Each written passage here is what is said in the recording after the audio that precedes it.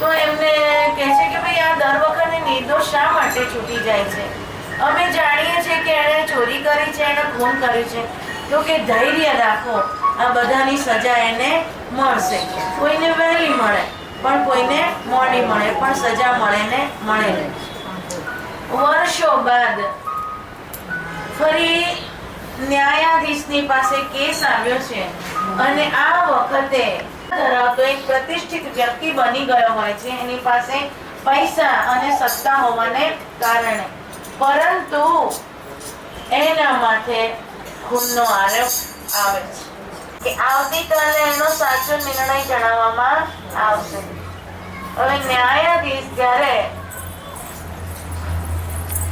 Farm હાઉસમાં રહેવા ગયા ત્યારે કુદરતી હવા ત્યાં જવું પડ્યું. હવે આ કુદરતી હાજર જતા હતા એ સમય દરમિયાન જ એમણે જોયેલું કે ખૂન કોણે કર્યું.